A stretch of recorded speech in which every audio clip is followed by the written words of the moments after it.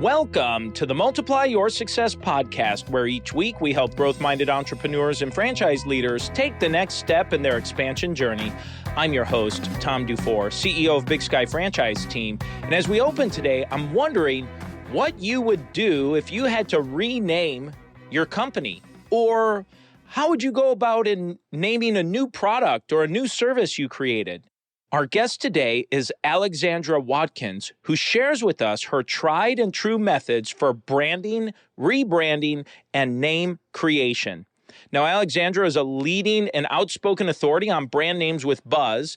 If you have ever eaten a Wendy's Baconator, you have literally eaten the words. For nearly 20 years, she and her naming firm, Eat My Words, have created love at first sight brand names for countless companies, including Amazon, Coca-Cola, Disney, Twitter, and Google. Her own name Hall of Fame includes frozen yogurt franchise Spoon Me, the Nito robotic vacuum, Burger King's mac and Cheetos, and Spanish language school Gringo Lingo.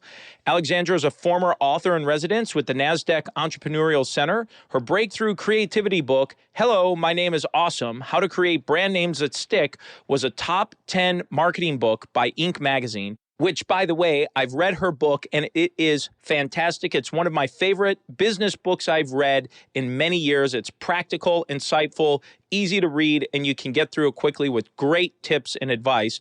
And it's one of the reasons I'm excited to have her on the podcast. So let's go ahead and jump right into my interview with Alexandra Watkins. I'm Alexandra Watkins. I am Chief Executive Boss Lady at Eat My Words. Wonderful. I found you in your book and I finished it. It was one of the best business books I've read probably over the course of the last couple of years. I thought it was excellent. And just as a synopsis, I'd love for you to just give an overview about your book for someone who hasn't had a chance to read it yet. Sure. My book is called Hello, My Name is Awesome, How to Create Brand Names That Stick. It was named an Inc. magazine top 10 marketing book and also top 10 marketing book by Branding Journal. And the book is a step-by-step process on how to create brand names that stick. And it's very fun and entertaining to read, which I hope you will agree. And I wrote it for people that don't want to read about, the theory of brand names or, all of that, jargon, mumbo jumbo. There's none of that. There's no fluff. It's just for people, I know with the brand name, people are like, God, I'm ready to go with my business. I just don't have a name yet. It's often the last thing.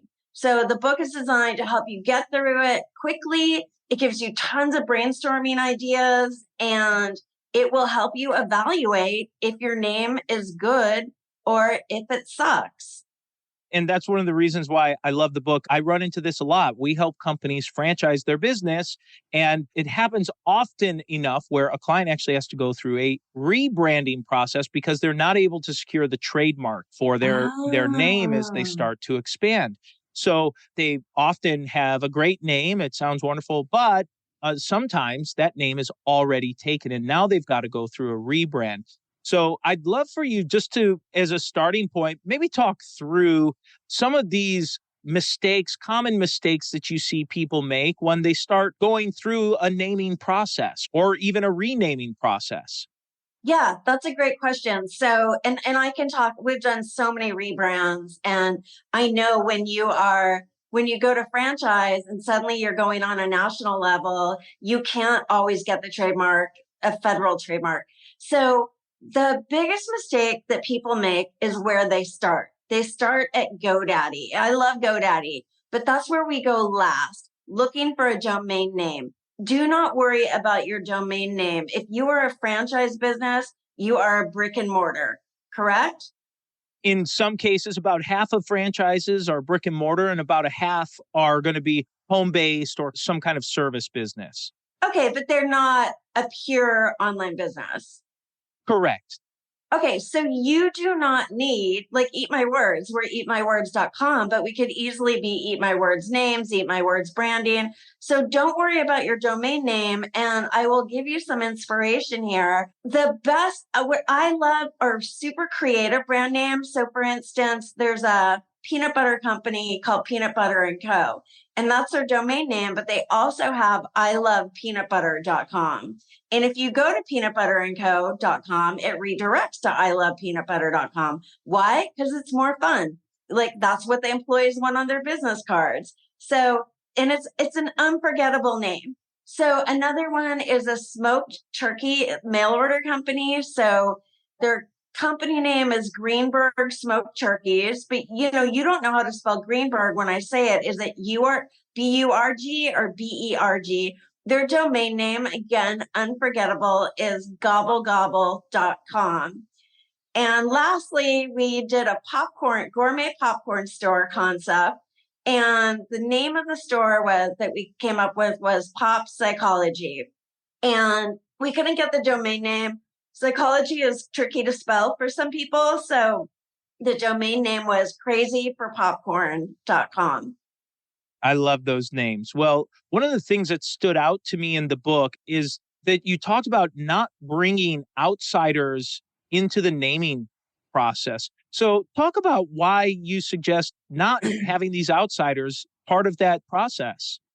What I like to say is, can you imagine if Richard Branson had done a Survey Monkey to his mates, asking them what they thought of Virgin? I mean, maybe his mates would have thought it was cool. By the way, I'm getting my book. I think he already has it. I did a speaking engagement last week with Ty Lopez, and he's speaking with Richard this week. So in Australia. So I'm getting my book to him. But yeah, don't survey people. Don't ask people what they think. When you ask outsiders, what do you think of this name? That's not what they hear you saying. What they hear you saying is, what don't you like about it? When you ask someone's opinion, it's an invitation to criticize. Apple never asks what people think of the names they come out with. They just launch the name. Certainly. And I know there was the whole issue between Apple computers and Apple records with the Beatles for many years. I know there was an issue with naming and then the iTunes and a whole lot of things that came out, and they just rolled with it, right? They eventually figured that out and found common ground. Yeah. And you can peacefully coexist, but you don't want to just think that you can. You have to go through all the proper channels. Sounds like you have some great trademark hookups. I do as well.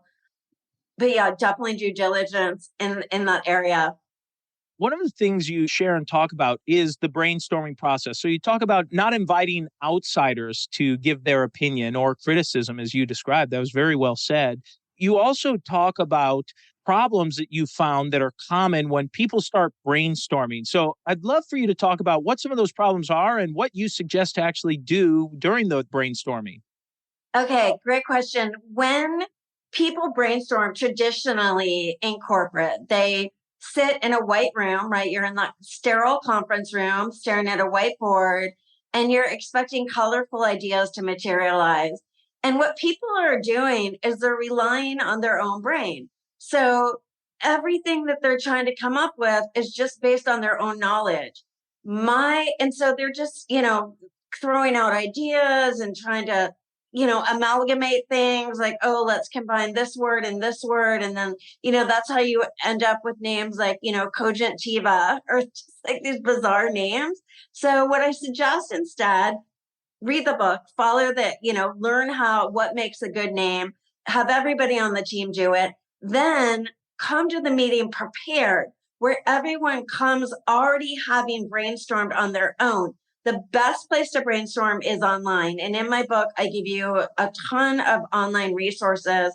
I also have an online course, and that has even more. So when you brainstorm online, you are going to open up so many new resources that you never thought of. And here's an example.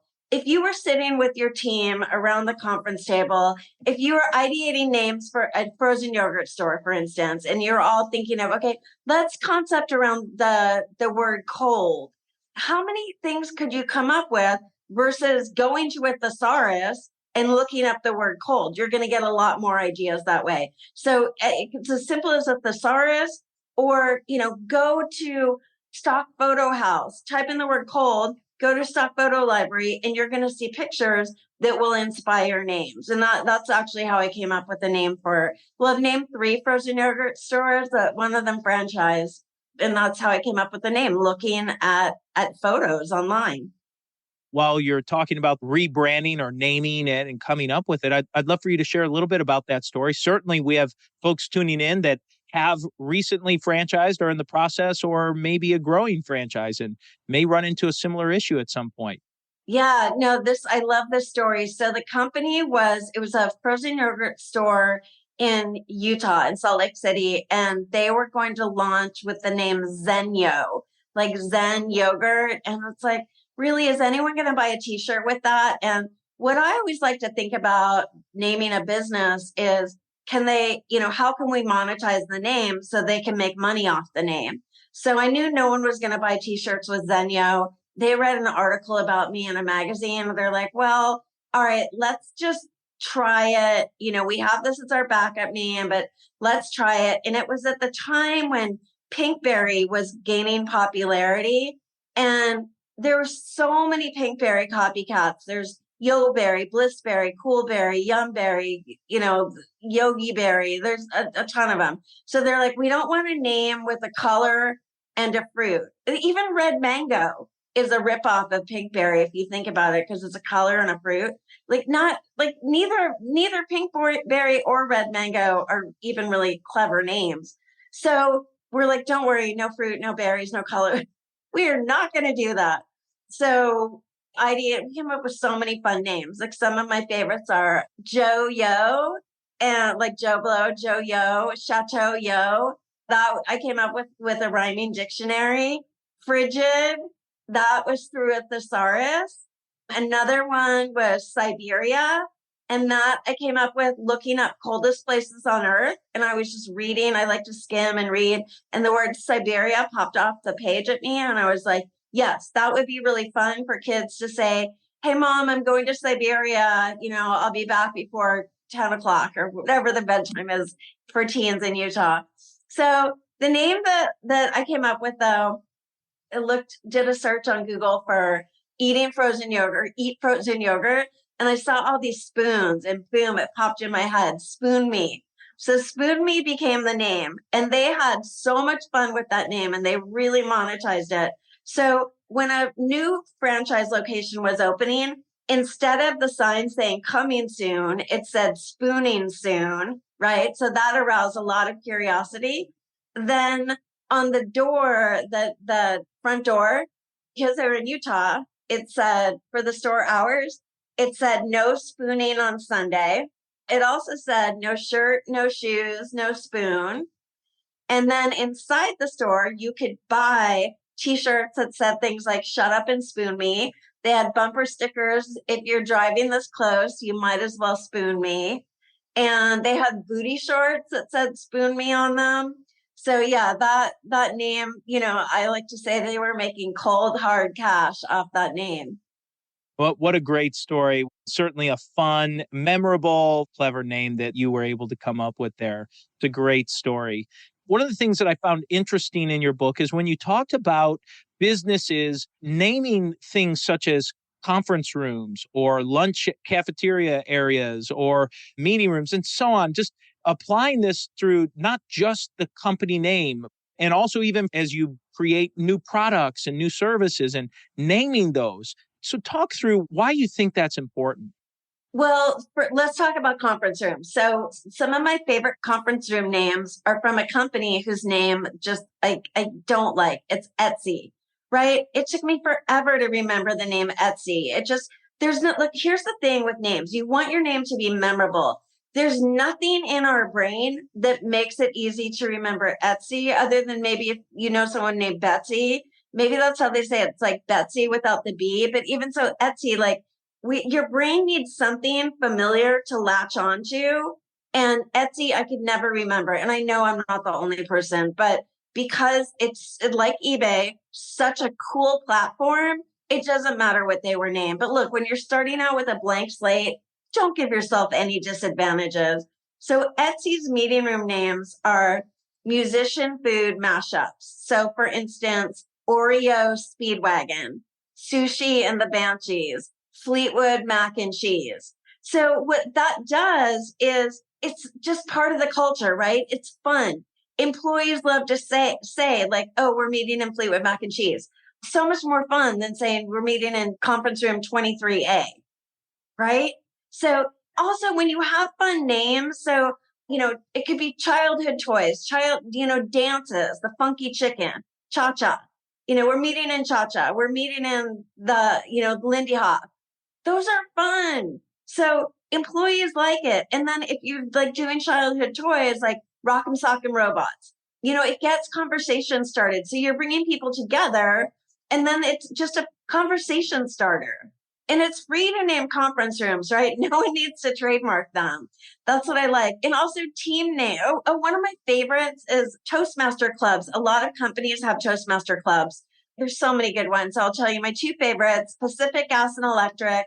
Theirs is Electric Toasters, and Bayer, the pharmaceutical company, they have a pet division and it's called Sit, Stay, Speak.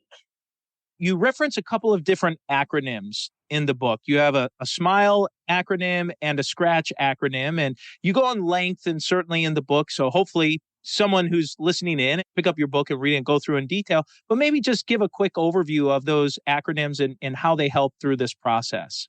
So the SMILE and SCRATCH test is a 12-point name evaluation test. It's based on my philosophy that a name should make you smile instead of scratch your head. It doesn't need to make you laugh.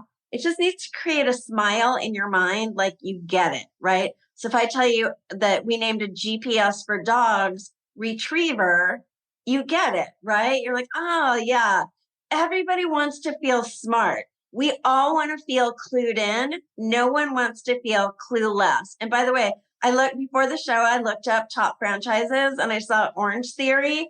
Orange Theory, for years, I thought it was a juice bar. And I know I'm not the only person who did, like Orange Julius, right? So yeah, that's a name that, unless you really, you went there, you would have no idea what Orange Theory even meant. But back to SMILE and SCRATCH. So SMILE is an acronym for the 5 qualities that make a name awesome. It's suggestive, so it evokes something positive about your brand. It's memorable. We talked about that. So it's based in something familiar that people already have an association with. Example, kryptonite bike locks. We all know kryptonite from Superman. We know kryptonite repels Superman. Therefore, kryptonite would repel bike thieves. And it's already based in we already have it in our brain. The I stands for imagery. When people hear your name or they see it, if they can picture something in their mind, that's going to help them remember it later. People remember images much more easily than they remember words or letters. The L stands for legs, and legs is when your name lends itself to a theme. So for instance, at Eat My Words, as you can imagine, our theme is food and beverage. So, we have packages like supermarket special and fun size. We have a menu of services. Our blog is called The Kitchen Sink. So you can have a lot of fun. And if you're a franchise, that's a great way for you to extend your brand. Like with Pop Psychology, with Crazy for Popcorn, right? And like the popcorn came in, wrapped in shrink wrap. And the sweet and salty tin was bipolar. I think all of these would probably be like offensive now, but this is years ago. And then the holiday mix with all of the different flavors, 6 flavors, that was multiple personality disorder. Oh, and we also had Munchausen syndrome. So that's a theme, right? Psychology, we can really extend the brand that way. And the E stands for emotional. You want your name to make an emotional connection and resonate with your customers. Otherwise, it's going to go right over their head. And then SCRATCH, the flip side, the way to remember that SCRATCH is if it makes you scratch your head, scratch it off the list. So the S stands for spelling challenge. If your name looks like a typo, scratch it off the list. It's going to frustrate people and it will frustrate you. You want your name to be friction free. And that's what, if you follow SCRATCH, you will eliminate the friction. So the next C in SCRATCH, the first C in SCRATCH stands for copycat. We talked about that with Pinkberry and all the Pinkberry ripoffs. When people see your copycat name, they roll their eyes and they think, oh, they copied Pinkberry. Why be somebody else when you can be yourself? R stands for restrictive. And that's where you outgrow your name. So for instance, Burlington Coat Factory, we're more than just coats, right? If you have to make a disclaimer, then you've outgrown your name. Canadian Tire, they sell tons of merchandise, way more than tires. They should have changed their name years ago, but they kept it. But yeah, anytime you'll see like fast signs for years, their tagline was more than fast, more than signs. And that's a big franchise, right? More than fast, Yep. more than signs. Don't outgrow your name. Or look into your crystal ball when you're coming up with your name and make sure. I know that we never know what's going to happen, right? None of us knew ChatGPT was going to take over the world. Look into your crystal ball and think, what could we possibly sell in the future? Then the A stands for annoying. Again, talking about friction free. You do not want that friction. So don't spell your name backwards. Don't put numbers in your name like, coast to coast with the numeral 2. You are forever going to have to tell people, oh, it's a number 2. And again, it's going to lead to frustration. T stands for tame. You don't want your name to be tame because you need to stand out, right? And you do not want to be a wallflower. Don't be boring. Then the second C in Scratch stands for curse of knowledge. That's where you know what the name, Orange Theory, perfect example, curse of knowledge. Nobody driving by would have any idea what Orange Theory is. And it's something, I think cardio level, you get into the orange zone. Orange zone would have made more sense to me than Orange Theory. It's the word theory that really throws me off. And then the H in Scratch, this is a really important one, hard to pronounce. You want your name to only be pronounced one way. And I have a great example for you. I am working right now with a woman who is the queen of cricket. And cricket is spelled CRICUT. And for years, I was pronouncing this cricut. It's a crafting thing. It's a vinyl crafting thing. There's entire rows of, you go to Joanne or Michael's, there's entire rows of what I thought was cricut.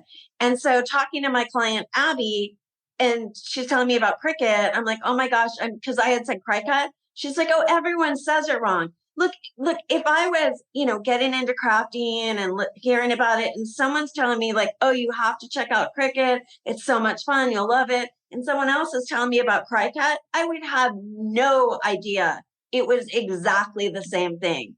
So Cricut recently redesigned their logo to have little like antennas on the C, like a cricket, and they have a little cricket character. But look, your name needs to be able to appear in black and white on the top franchise list, right? Where there's no little logo with it. There's no colors. There's no weird capitalization. It's just somebody should be able to read it as a proper noun and know intuitively how to pronounce it and what it means, or, a hint of what it is. Someone might be listening and say, I wonder, should I rename my company? Or maybe they're starting to franchise and they have to, maybe because they're not able to get a trademark. And so is it ever too late to change the name of your brand? No, that's a great question. We renamed a bank that was more than 100 years old. They were an award-winning regional bank named First National Bank of Syracuse, but they were in Syracuse, Kansas, and they sounded like a New York bank. And people in Kansas don't want to bank with New Yorkers, as you can imagine. So they had really outgrown their name. They wanted something that was more maverick, and they were all about helping people make their dreams come true. They financed a lot of farms, so we rebranded them Dream First. So it's a really aspirational name that is so breakthrough and different than a regular bank name. And we also just renamed another brand that was more than 100 years old. This is a number of health centers in Los Angeles that serve the underserved communities. And the name was Queen's Care. They had to lose the name through some breakup that they had. The hardest thing for us is when somebody's being forced to rename their company and they don't want to lose the name, but they have to, because they're so emotionally tied to it. And so we are, we're facing an uphill battle, but we rebranded them Grace Light. And Grace Light is a pretty name. It works with, they're faith-based. It's all about illumination and, grace, just, giving grace. And it's just a beautiful, pretty name. And they love it. Great examples here. Well, how can someone find out a little bit more about what you're doing and get a copy of your book as well? Okay, well, you can go to eatmywords.com. There's a page there for the book and it will take you, or just go on Amazon and get it. Make sure it's the second edition. So make sure it has the blue name tag on it instead of the red one. Then you can follow me on LinkedIn. I'm on LinkedIn a lot, and that's where I post all the podcasts. Yeah, and eatmywords.com. If you want to run your name through the Smile and Scratch test, there's an interactive one that you can do there. And there's also a lot of other free naming resources. Like you can take my mini masterclass for free. Yeah, there's a lot. And it's a really entertaining and inspiring website. And I encourage you to look through our portfolio at the before and after name examples. You'll be really inspired. Great. And we'll make sure we include those links in the show notes as well. So, Alexandra, as we make this transition here, the first question we ask every guest before they go is, have you had a miss or two on your journey and something you learned from it? Yes. The miss that I had was I named a consulting firm Altimeter Group. And I thought everyone would know how to pronounce altimeter because I've known how to pronounce that since I was young. I don't know how, I just did. But I didn't realize not everyone knew how to pronounce it. And some people call it altimeter. Yeah, altimeter, which is weird. And to me, that doesn't even sound like a word, altimeter. But yeah, instead of altimeter. So I learned, make sure people can pronounce it. And it's like high-end consulting. So I thought, okay, people are educated. They'll know how. No, that was a mistake. And I would say that would be the fail. On the other side, you've shared some great examples of some renames and different client success stories you've shared. Is there another make or win that you've had that you'd like to share? So my win is there was a company that came to us. The guy, he had seen me speak at Stanford, and a couple of years later, he came to us and said, I have a vertical farming company. So they grow produce indoors, and it's called C. Jane Farm. But no one under 30 knows the reference to the Dick and Jane books from when we were kids. And we want to be a global brand. And C. Jane Farm, like they're not going to know the Dick and Jane books either. So we need a new name that's better fit for us. So we rebranded them Plenty. Right after we rebranded them Plenty, they received $200 million in funding from SoftBank. Then I have a free subscription to Time Magazine and I rarely crack it open. And this one with Kim Kardashian on it, with the 100 Time Magazine's 100 most influential companies, it sat on my coffee table for months. And I finally cracked it open. And I saw that Plenty was named one of the top 100 most influential companies. And it's been years since that happened. And they have raised almost $1 billion now. Wow, what a story. What a story. Well, congratulations on that. That's amazing. Well, let's talk about a multiplier. We get such a wide range of responses when we ask clients, have you used a multiplier to grow yourself personally or professionally, or maybe a business or an organization you've been involved with? Yeah, well, I am involved with many. I'm a big volunteer, very involved in my community, but my multiplier, and I had to think about this, is I love going on podcasts. I have been on almost 100 of them, most of those in the last year, and I'm kind of on a roll. And so, yeah, that's what it kind of, it keeps me going. It's exciting and fun. And I love coming on and meeting people like you, Tom, and then getting the message out there. That is really fun for me. Wonderful. Well, and the final question we ask every guest is, what does success mean to you?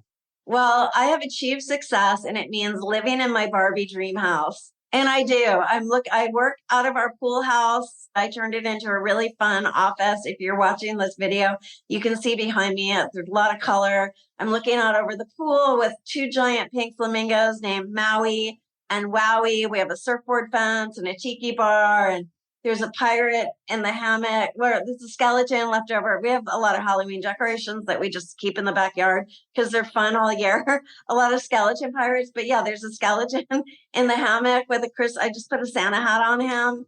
So yeah, no, I live by the beach, and yeah, I feel like I have achieved the dream. Well, Alexandra, as we bring this to a close, is there anything you were hoping to share or get across that you haven't had a chance to yet? Yeah, I'll tell you my favorite name of all time. So it's a bike pump. Bike companies have the best names. And this is a bike pump, and it's named Joe Blow. Were you involved in creating that and coming up with it? I wish I was. No. Okay. How I found it is I was on a date with this guy, and we were driving somewhere, and there was something like rattling around in his trunk. And I'm like, do you have a dead body in your trunk? And when we got to the destination, he opened his trunk, and I saw it was his bike pump, and it was Joe Blow. And I'm like, oh my gosh, that is the best name. I will never forget that name. Alexandra, thank you so much for a fantastic interview. And let's go ahead and jump into today's 3 key takeaways. So takeaway number 1 is avoiding common naming mistakes. And the first one is when companies or leaders focus too much on finding the perfect domain name for the business. And she said, don't worry about finding the domain. You can do that later.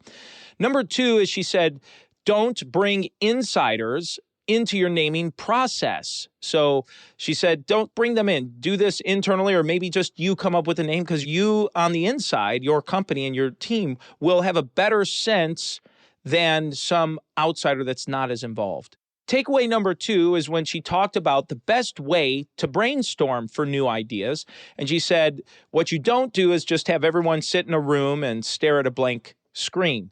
She said, have people come prepared to your brainstorming session where everyone gathers their own ideas first. And she said, the best way to do that is go to Google and just type in names, look at images through Stock Library or Google searches, use a thesaurus, and think about different ways that you can maybe monetize the brand after it's created. And takeaway number 3 is her smile and scratch test, and both of which are acronyms, but I love the simplicity of what she described.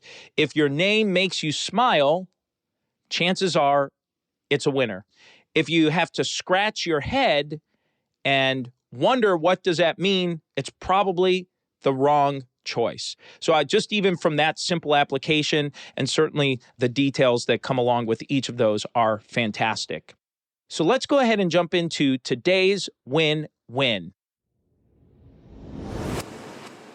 So today's win-win is when Alexandra talked about renaming your brand. And this is something I really wanted to talk with her about because it's something I see a lot of our clients have struggles with when they start franchising their business, where maybe they're not able to secure the trademark for their name and they're worried about what's going to happen to their brand.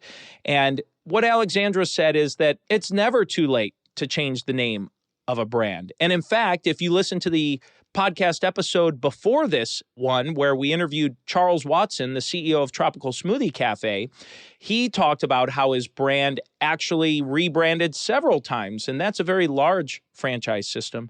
I thought that was interesting, and we've seen other changes where some of them have been large changes or small changes, but still name brand changes. She said it's never too late. It's okay, and I've seen many clients go through rebranding and renaming very successfully. And so that's the episode today, folks. Please make sure you subscribe to the podcast and give us a review. And remember, if you or anyone you know might be ready to franchise their business or take their franchise company to the next level, please connect with us at bigskyfranchiseteam.com. Thanks for tuning in, and we look forward to having you back next week.